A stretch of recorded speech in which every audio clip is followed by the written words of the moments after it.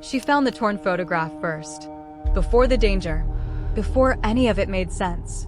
Just her father's face, staring back at her from a stranger's wallet, torn clean down the middle, and a look on his face like he'd been caught holding something he could never explain away. "Where did you get this?" she whispered, recognize him? and watched something shift behind his eyes, something he wasn't ready to give her yet. Comment below and tell me where you're watching from tonight, because this love story is about to break your heart a little before it heals it completely.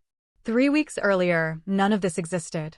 Simone Okafor spent her nights the way she'd spent most of the last several years, elbow deep in someone else's crisis. The private clinic she ran in Itaewon stayed quiet most evenings, a sprained wrist here, a feverish diplomat's kid there. She liked the quiet. She had built her whole life around it, carefully, deliberately, ever since her father passed and silence became the only thing that never asked her questions she couldn't answer. At 3:14 in the morning, the quiet ended. The back door opened, and a man stepped through it, one hand pressed hard against his side, his shirt damp and dark beneath his fingers. He was tall, broad through the shoulders, dressed like money and trying very hard not to look like a man in pain. "No hospitals," he said, before she'd even crossed the room toward him. "You're bleeding on my clean floor," Simone said, already snapping on gloves, already moving without waiting for his permission. "Then you'd better be quick about it." She got him onto the table in the back room, the one reserved for the nights nobody wanted written down anywhere official. The wound wasn't as bad as the blood made it look, more scare than damage, and once she'd cleaned it and started stitching, she felt the tension slowly leave his shoulders under her hands. "You're very calm for someone who just walked in here half-wrecked," she said, not looking up. "I've had worse nights than this one." "That's not exactly comforting to hear from my patient." "Wasn't trying to comfort you," he said. "Was trying to make you smile." He tilted his head, watching her face instead of her hands. "Did it work?" She bit back the smile anyway, focusing hard on the needle. "What's your name?" "Does it matter?" "It does if I'm putting my hands on you for the next 20 minutes. That pulled a real laugh out of him, low and surprised, like he'd forgotten the shape of his own laughter. "Junho," he said. "And you are?" "Busy," she said, though warmth had crept into it now, and they both heard it land. He watched her the entire time she worked, quiet and curious, like she was the most interesting thing that had happened to him in a long while. When she finally finished and stepped back, he sat up slowly, testing the stitches, wincing only a little. "You're good at this," he said. "Lots of practice." "I don't just mean the stitches." His eyes held hers a beat too long. "You didn't flinch when I walked in tonight." "Most people flinch." "Should I have?" "Most people know who I am." "I don't." Something shifted across his face, surprise tangled up with something gentler underneath it. He reached into his jacket, and for a second she braced for him to offer money, the way people always did when they wanted to erase the discomfort of owing someone something. Instead, he set down a small black card, no name printed anywhere, just a phone number embossed in gold. "I wasn't going to pay you," he said, reading her expression easily.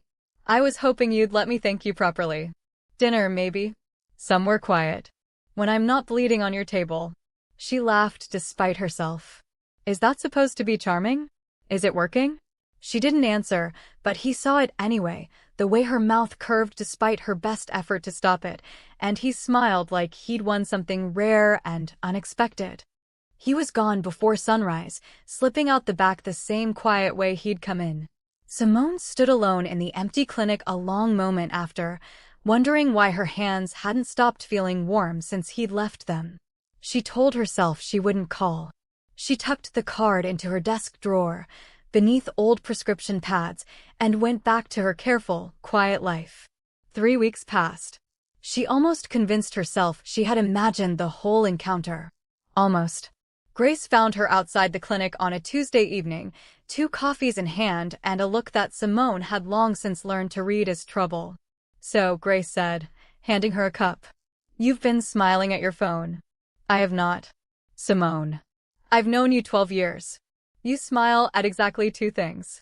Puppies and men you're trying very hard not to like." Simone rolled her eyes, cheeks betraying her anyway. "It's nothing." A man I patched up a few weeks back. He left a number. Did you call it? No. Are you going to? Simone looked down into her coffee, quiet for a long moment. I don't know. Grace studied her carefully, the teasing softening into something more tender. You deserve something good, you know. After everything with your father. After everything you carry alone, quietly, so nobody ever has to worry about you. If this man makes you smile at your phone like a teenager, maybe let yourself have that for once. Subscribe to the channel if you believe in second chances, because this story is about to hand both of them one, and it will not be simple. That evening, Simone sat at her kitchen table with the black card in front of her for a long while before she finally picked up her phone. He answered on the second ring, like he had been waiting. I didn't think you'd call, he said, and there was something unguarded in his voice, something that didn't match the dangerous man Grace had warned her about. I almost didn't. Why did you? She smiled at the ceiling, feeling foolish and warm all at once. Because you asked nicely. Nobody asks nicely anymore. Then let me ask nicely again. Have dinner with me tomorrow night. Nowhere fancy. Just somewhere quiet, where nobody knows either of our names. Every careful instinct she had built over the years told her to say no. Okay, she said instead, and she meant it completely. The next evening, the restaurant Junho chose wasn't what Simone expected. No glass towers, no bodyguards standing like statues by the door. Just a small, warm place tucked behind a bookstore, candlelight flickering over mismatched wooden chairs, the smell of grilled fish and garlic drifting in from the kitchen. He stood the moment she walked in, and for a second neither of them said anything, just looked at each other like they were both a little surprised the other had actually shown up. You came, he said finally, pulling out her chair for her. You said nowhere fancy. I believed you. I meant it. I don't get to eat like this often. Everyone around me thinks I need armed men and marble floors to feel comfortable. He sat across from her, pouring wine he'd clearly ordered ahead. I just wanted good food, and someone who wouldn't flinch at me. I already told you. I don't scare easily. No, he said, studying her over the rim of his glass. You really don't. It was the first thing I noticed about you. They talked for hours. Not about danger, not about business, not about any of the things Grace had warned her to stay far away from. He asked about her work, and she found herself telling him about the strange piece she found stitching people back together at 3 a.m, when the rest of the world felt like it was falling apart around her. He asked about her family, and she gave him the short version, the one she gave everyone. Father passed when she was young. Mother raised her alone. She learned early how to carry heavy things quietly. You do that a lot, he said gently. Carry things quietly. Do I? You smile right before you say something that costs you something. I noticed it the first night too. She looked at him, surprised he'd caught something in her she hadn't even realized she was doing. You pay attention. To you, apparently. More than I meant to. By the time the candle had burned low, she'd laughed more than she had in months, and when he walked her home, neither of them rushed the goodbye at her door. I want to see you again, he said, standing close enough that she could feel the warmth radiating off him even in the cold night air. Even though your world is dangerous and mine is supposed to stay far away from it? Especially because of that, he said quietly. You're the first quiet thing in my life that doesn't feel like it's hiding something from me. She almost told him then that her own quiet carried secrets too, that her family's silence wasn't as simple as it looked from the outside. But the words caught somewhere behind her smile, and she let the moment stay soft instead of complicated. A few days later, he showed up at the clinic again, this time uninjured, holding 2 cups of coffee and looking almost shy about it. I don't have an excuse this time, he admitted. You could have called. I like watching your face when I surprise you.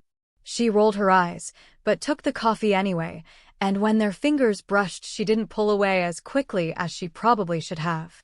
Over the following 2 weeks, something steady grew quietly between them. Late dinners. Long phone calls where neither of them wanted to be the one to hang up first. He learned the sound of her rail laugh, different from her polite one. She learned that underneath his stillness and control, he was a man quietly starving for something ordinary, something that didn't come with a price tag or a threat attached to it. If you're loving this slow burn as much as I loved writing it, hit subscribe and tell me in the comments who you're already rooting for, because everything is about to change. One evening, Simone invited him up to her apartment for the first time, nervous in a way she hadn't felt about a man in years. He looked around her small, warm space, the books stacked on every surface, and his eyes landed on the photograph on her shelf, a man in a suit she had never once explained to anyone new. "Is this your father?" he asked, picking it up gently, studying the faded photograph with a care that surprised her. "Yes," she said softly. "He worked in shipping. Died when I was in university. It was ruled an accident, but I've never really believed that." Something flickered across Junho's face, there and gone so quickly she almost missed it. "What was his name?" he asked, his voice suddenly and carefully even. "Daniel Okafor," she said. "Why?" He set the photograph down slowly, like it had suddenly turned fragile in his hands. "No reason. He looks familiar. That's all." She studied him, something uneasy beginning to stir beneath the warmth of the evening. "Familiar how?" "I'm not sure yet," he said, and pulled her closer instead of finishing the thought, pressing a kiss to her forehead like he was trying to bury the question before it could grow teeth. "Let's not talk about the past tonight. Let's just have this. Let's just have us." She let it go, because his arms were warm and his voice was gentle, and for once she wanted to simply have something good without picking it apart looking for the crack underneath. But later that night, long after he'd gone home, Simone sat alone with her father's photograph in her hands, staring at the faint, uneasy look that had crossed Junho's face and wondered, quietly, what exactly he wasn't telling her. A few days later, Grace called with news that changed everything. "Simone, I did some digging, the kind you asked me not to do," she said, her voice tight with worry. "Your father's death. It wasn't an accident. There's a redacted report buried in an old embassy file, one that was never supposed to surface again." Simone's hands went cold around her phone. "Grace, what are you saying?"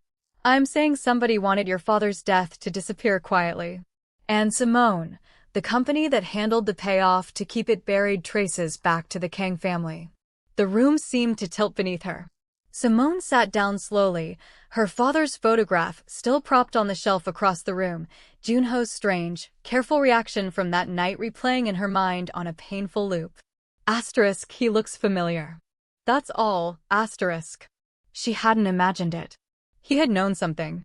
And he had chosen not to tell her. That evening, when he called, she almost let it ring out. But she answered anyway, because some quiet part of her needed to hear the truth from him directly, needed to give him the chance to be honest before she let herself believe the worst about him. "Can we talk?" she said softly. "In person." He came straight to her apartment, and the moment he saw her face, he knew something between them had shifted. "Simone, what's wrong?" "You knew," she said quietly, holding up her father's photograph, her hands trembling slightly. "The night you saw this picture, you recognized him. You said he looked familiar, and then you kissed my forehead and changed the subject." "Why, Junho?" He went very still. For a long moment he said nothing at all, and the silence between them stretched painfully thin, filling the room like something heavy. "Because I was afraid," he finally admitted, his voice low and unsteady in a way she had never heard from him before. "My father kept a photograph almost exactly like that one. Torn in half. He never told me why, not once, not even at the end. I've spent years wondering about the other half of that picture. The night I saw your father's face in your hands, I knew. I just didn't know how to tell you without losing you completely." "Losing me to what?" "What are you saying to me right now?" "I don't know the whole truth yet," he said, stepping closer, his eyes pleading with her to believe him. "But I think our fathers knew each other. I think something happened between them, something that got buried long before either of us was old enough to ask a single question about it. I wanted to find out first. I wanted to protect you in case it was ugly." "I don't need protecting," she said, though her voice cracked slightly on the words. "I need honesty. My whole life, people have kept things from me to protect me, and it has never actually protected anything. It only ever makes the truth hurt more once it finally arrives." "You're right," he said softly, reaching for her hands, visibly relieved when she didn't pull away from him. "I'm sorry. I should have told you the moment I suspected. I was scared of losing the first honest, quiet thing in my life." That isn't an excuse, but it is the truth. Simone looked at him for a long moment, feeling the anger in her chest slowly soften into something more complicated, something that still ached but no longer wanted to walk away from him. "Then let's find out together," she said finally. "No more secrets between us.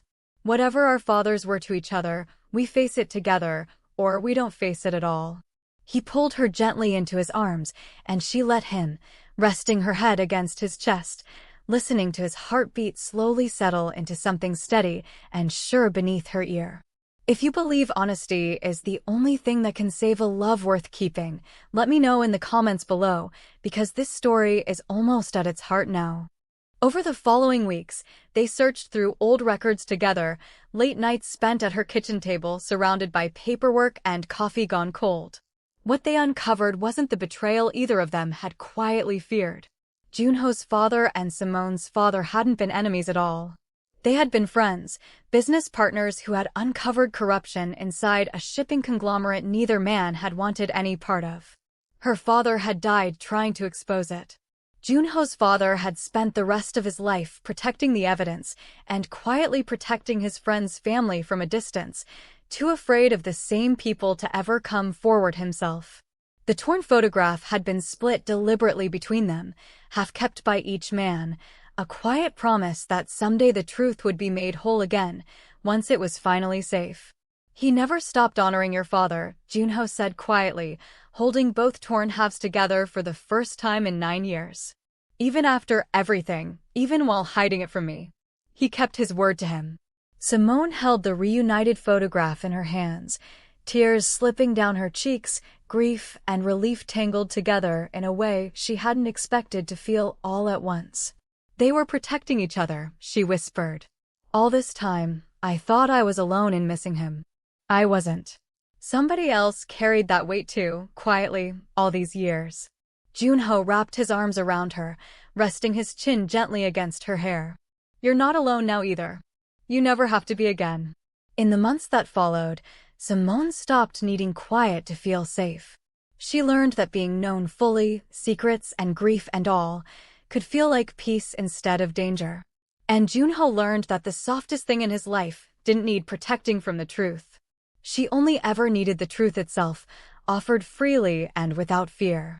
Sometimes the people we are most afraid to be honest with are the very people who deserve our honesty the most, because love built on protection instead of truth rarely survives the moment the truth finally arrives on its own.